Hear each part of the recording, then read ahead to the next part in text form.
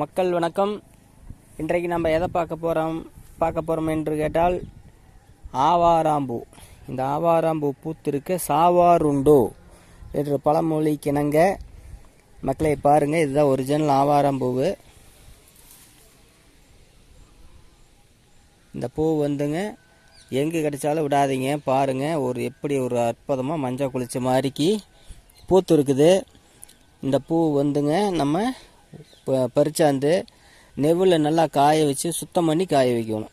இந்த ஒரு குப்பை குச்சி இல்லாமல் சுத்தமாக இந்த பூவை எடுத்து நாம் சேகரித்து காய வச்சு இதை வந்து பொடி செஞ்சு வச்சுக்கணும். பொடி செஞ்சு வச்சிட்டோம் அப்படின்னா உங்களுக்கு இந்த சர்க்கரை சம்மந்தப்பட்டது எந்த வியாதியும் வராது. சர்க்கரை மற்றது வந்து உடல் வந்து பொன்னிறமாகும்.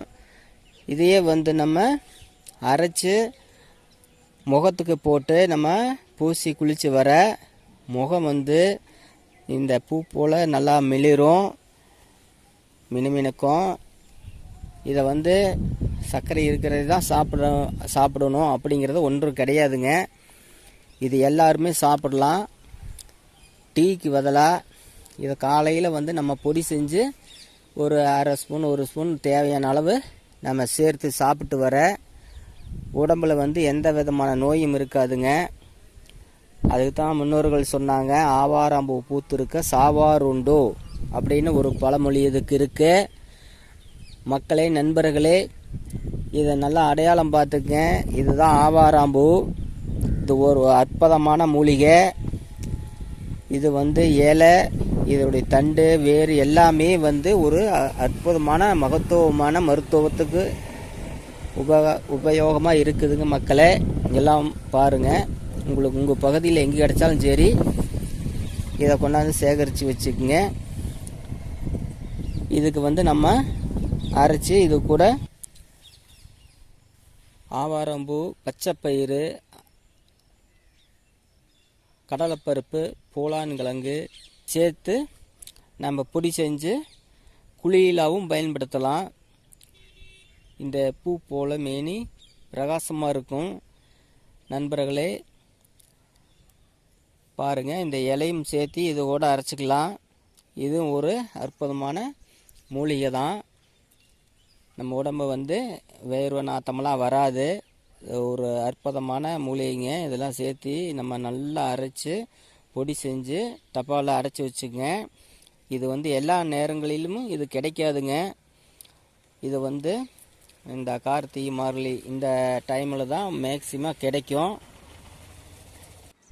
இதை பாருங்கள், ஒரு வீட்டில் வந்து பார்த்துட்டிங்கன்னா இது ஒரு வீட்டுக்கு முன்னாடி வச்சுருக்குறாங்க பாருங்கள். ஒரு செடி வந்து ஒரு மரம் மாட்டம் வளர்த்தி வச்சுருக்குறாங்க. இந்த மாதிரி நீங்கள் வந்து வச்சுக்கலாம். இந்த மாதிரி வீட்டுக்கு முன்னாடி ஒரு செடியை வச்சுக்கிட்டீங்க அப்படின்னா இதில் இருக்கிற அந்த பூவை வந்து நீங்கள் டீ போட்டு டெய்லியும் குடிச்சிட்டு வந்தீங்க அப்படின்னா உங்களுக்கு சர்க்கரை உப்புச்சத்து அதெல்லாமே வந்து பார்த்துட்டிங்கன்னா சீக்கிரம் குணமாயிரும்.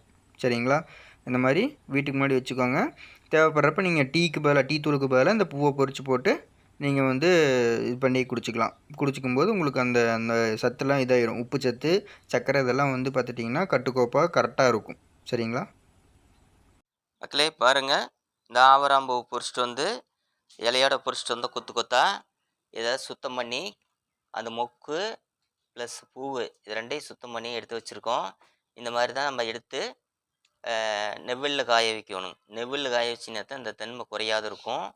இது வந்து எந்த ஒரு பூச்சியும் இல்லாத எல்லாம் ரிமூவ் பண்ணி வச்சுருக்கோம். குச்சி எதுவும் இல்லாத இந்த மாதிரி நீங்கள் சேகரித்து இதை நீங்கள் பொடி செஞ்சு நீங்கள் வச்சுக்கலாம். தினம் வந்து டீயில் போட்டு குடிச்சு வர சர்க்கரை நீங்குது. சர்க்கரை இறுக்கி தான் கொடுக்கணுங்கிறது எல்லாமே சாப்பிடலாம்.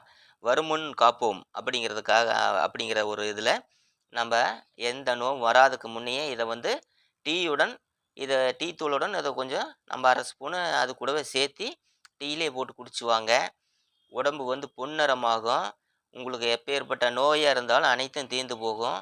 தொடர்ந்து ஒரு 48 நாள் குடிங்க. அதுக்கப்புறம் நம்மளுக்கு கமெண்ட்ஸ் சொல்லுங்கள். நன்றி, வணக்கம்.